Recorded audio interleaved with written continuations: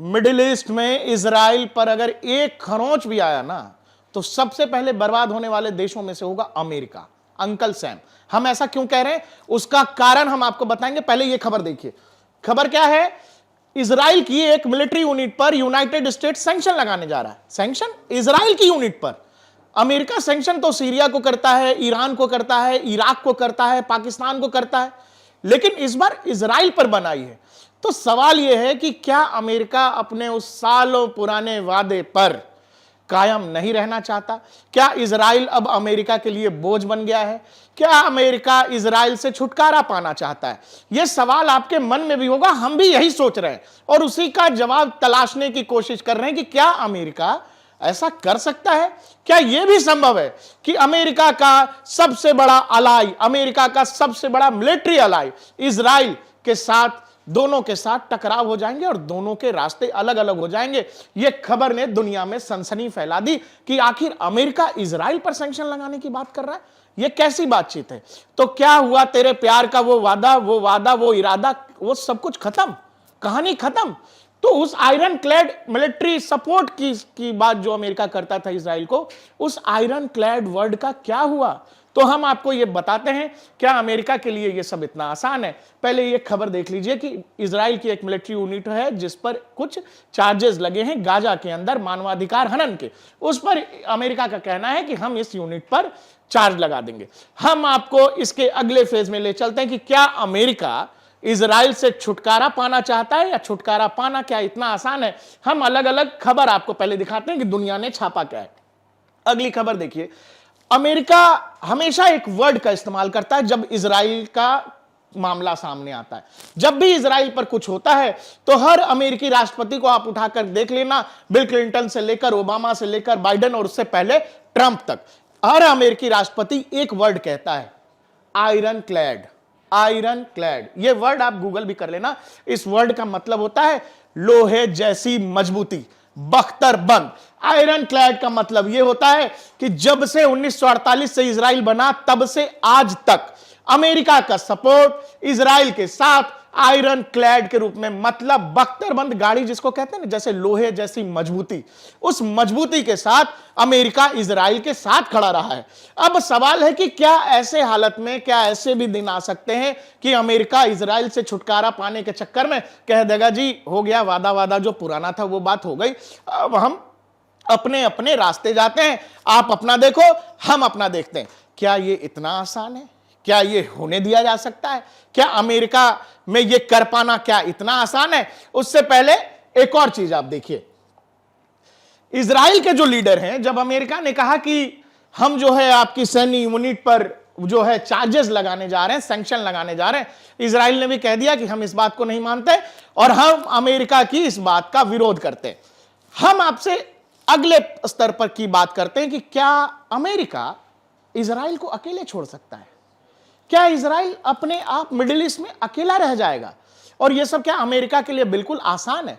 बिल्कुल भी आसान नहीं है। बोलने के लिए ठीक है, भाषणबाजी के लिए ठीक है, लेकिन अमेरिका छोड़िए, बाइडेन प्रशासन छोड़िए, बाइडेन के बाद आने वाले राष्ट्रपति, उनके बाद आने वाले राष्ट्रपति, किसी भी राष्ट्रपति की अमेरिका के अंदर हैसियत नहीं है कि वो इजराइल से अलग कहानी जोड़ ले। वो ऐसा हो ही नहीं सकता कि अमेरिका इजराइल से अलग जाकर कुछ नया रुख मिडिल ईस्ट में तैयार कर ले। उसका कारण, सबसे बड़ा कारण, हम आपको आर्थिक कारण, अमेरिकियों को बिजनेस बहुत समझ आता है, अमेरिकियों को पैसा बहुत समझ में आता है, और पैसा भर भर के दुनिया में किन के पास है जानते हैं?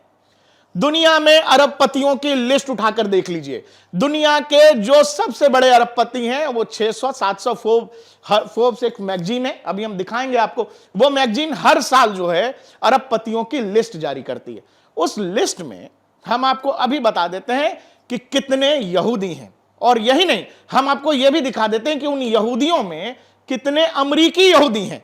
और फिर आप ये समझ जाओगे कि अमेरिका का, बाइडेन प्रशासन का कुछ सैंक्शन लगाना या कुछ कह देना, वो हो सकता है भाषणबाजी के लिए ठीक है, लेकिन जमीनी धरातल पर यह सब इतना आसान नहीं है कि अमेरिका ये कर सकेगा जो उसने सीरिया या किसी और राष्ट्र के साथ किया। अमेरिका का जो एक वर्ड हमने दिखाया ना आपको, आयरन क्लैड, ये अमेरिकी सपोर्ट हमेशा लोहे की तरह ही रहेगा इजराइल के साथ।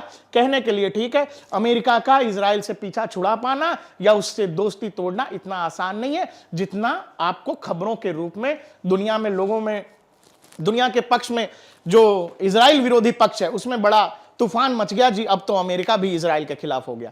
ये नहीं हो सकता, ये हो ही नहीं सकता, इसका कोई दूसरा रास्ता नहीं है। इजराइल अगर दुनिया में कभी कोई वॉर लड़ेगा, इजराइल को लड़ना पड़ेगा, तो इजराइल के साथ अमेरिका को भी लड़ना पड़ेगा। यह पत्थर पर लिखी हुई लकीर है, कोई नहीं मिटा सकता इसको। एक होता है ना अडिग सत्य जिसको कहते हैं, इसका कोई उपाय नहीं है। यह पत्थर पर लिखी हुई इबारत है, इसको मिटा पाना नामुमकिन है, अमेरिका भी नहीं कर सकता है। और हम आपको इसका कारण बता देते हैं। यह फोर्ब्स मैगजीन है, फोर्ब्स लगातार अरबपतियों की सूची जारी करता है। यही नहीं, फोर्ब्स रियल टाइम डाटा भी देता है। वही रियल टाइम डाटा हम आपके सामने दिखा रहे हैं। यह रियल टाइम है, ठीक है जी। इसमें आप नाम पढ़ते चलना। पहला नाम बर्नार्ड अर्नॉट फैमिली है, जेफ बेजोस है, उसके बाद अमेज़न वाले, उसके बाद कौन है, एलन मस्क टेस्ला वाले। अब आप नाम पढ़ते जाइए। मार्क जुकरबर्ग यहूदी हैं, लैरी एलिसन यहूदी हैं, लैरी पेज यहूदी हैं, सर्गे ब्रिन यहूदी हैं, स्टीव बॉलमर यहूदी हैं, माइकल ब्लूमबर्ग यहूदी हैं, माइकल डेल टेक्नोलॉजी, जो डेल का कंप्यूटर आप यूज करते हो, वो यहूदी हैं, और ये एलिस वॉल्टन यहूदी हैं। ये टॉप 20 लोग और अमरीकियों को मैंने दिखाया जो दुनिया में अभी हैं। अमेरिका के अलावा आप ये टॉप 20 अरबपति, जिसमें आपको 7 से 8 मैंने केवल यहूदी गिना दिए, और ये वो यहूदी हैं जो यहूदी होने के साथ साथ अमरीकी उद्योगपति भी हैं। अब आप इस बात को समझो, मैं इसको अगले स्तर पे लेके चलता हूं। फोर्ब्स ने 2022 में एक बिलियनियर्स की लिस्ट जारी की थी, जिसमें अलग से यहूदियों की लिस्ट जारी की थी कि आखिर दुनिया भर में कितने यहूदी हैं जो अरबपति हैं। आप ये जरा लिस्ट देख लीजिए, ये 2022 की फोर्ब्स की लिस्ट है। अब इसमें 2022 में जो लिस्ट जारी की फोर्ब्स ने, उसने कहा कि 267 बिलियनरीज जो हैं वो यहूदी हैं और दुनिया भर में हैं, जिनके पास, उस समय की बात कह रहा हूं, ये आज की डेट में बहुत ज्यादा हो गया है। क्योंकि ये रिपोर्ट पुरानी ही है, अपडेटेड रिपोर्ट है नहीं, मैं वो आपके सामने रख रहा हूं। उस समय उनकी कंबाइंड नेट थी ग्रोथ क्या है, $1.7 ट्रिलियन। अब आप एक और चीज देखिए, आप ये मेरे हाथ के सामने ये देश का नाम पढ़ते जाइएगा। लैरी एलिसन कहां के हैं, यूनाइटेड स्टेट्स। लैरी पेज कहां के हैं, यूनाइटेड स्टेट्स। सर्गे ब्रिन कहां के हैं, यूनाइटेड स्टेट्स। स्टीव बॉलमर कहां के हैं, United states. Michael Bloomberg United states. Michael Dell United states. Mark Zuckerberg United states. उसके नीचे यूनाइटेड किंगडम, फ्रांस, फिर यूनाइटेड स्टेट्स। आप देखते जाओ कि आखिर अमेरिका में कितने यहूदी अरबपति हैं। ये देखते जाइए आप, ये देखते जाइए, ये देखते जाइए, ये देखते जाइए।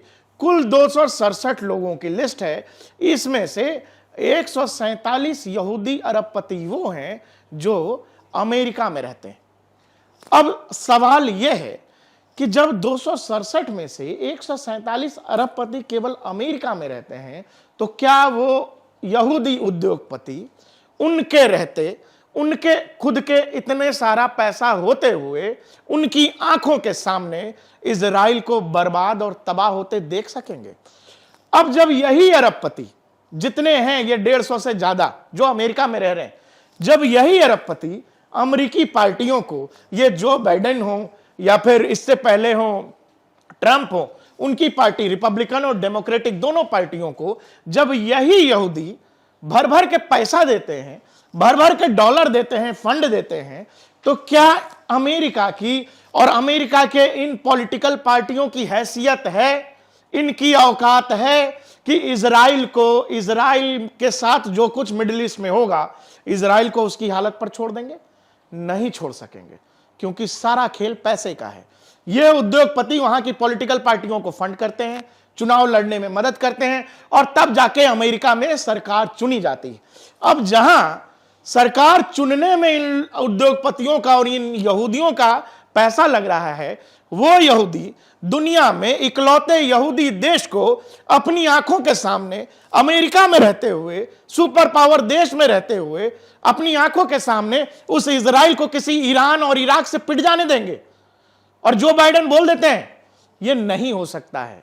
इसीलिए जो बाइडेन हो या ट्रंप हो, अमेरिका की परमानेंट पॉलिसी यह है कि इजराइल पर जब भी कोई बड़ा खतरा होगा, इजराइल जब भी किसी बड़े युद्ध में पड़ेगा, तो अमेरिका को आना ही पड़ेगा, उनके पास कोई दूसरा ऑप्शन नहीं। अरबपति ये वो जो केवल अमेरिका में है, वरना दुनिया भर में अगर 600 या 800 अरबपति होते हैं, उसमें से 200-300 अरबपति केवल वो हैं जो यहूदी हैं, जिनके पास ताकत है। किस चीज का ताकत? पैसे की ताकत। और दुनिया में आज के समय पैसे की ताकत से बड़ी ताकत कोई नहीं है। वो चाहे आप देखो ना, आप ऐसे देखो, केवल बात यूनाइटेड स्टेट्स की नहीं है, पश्चिमी देशों में देखो, फ्रांस हो, यूनाइटेड यूके हो, रशिया में या इजराइल में, रशिया, इजराइल, ऑस्ट्रेलिया, दुनिया भर के देशों में यहूदी अरबपति हैं। तो जब इतने सारे यहूदियों के पास इतना सारा पैसा है, तो इनके रहते, इनके सामने इनका इकलौता यहूदी राष्ट्र बर्बाद हो जाएगा। और कोई अमेरिका कह देगा जी हो गया, दोस्ती खत्म, पुरानी बात हो गई। नहीं हो सकता है, क्योंकि इनके ही पैसे पर अमेरिकी इकोनॉमी चल रही है। और जिस दिन इन यहूदियों की बुद्धि सटकी और इनको यह लगा कि अमेरिका ने इजराइल को उसके हाल पर छोड़ दिया है, अमेरिका सबसे पहले बर्बाद होने वाले देशों में से होगा। इसीलिए हमने आपको अपनी वो पहली तस्वीर दिखाई थी कि जिस दिन अमेरिका ने यह तय कर लिया कि वो इजराइल से किया हुआ वो अपना पुराना वादा, सालों वर्षों पुराना वाला वादा अब तोड़ देगा, क्योंकि बात पुरानी हो गई, क्योंकि इजराइल अब उसके ऊपर का बोझ बनने वाला है, तो सबसे पहले बर्बाद अमेरिका होगा।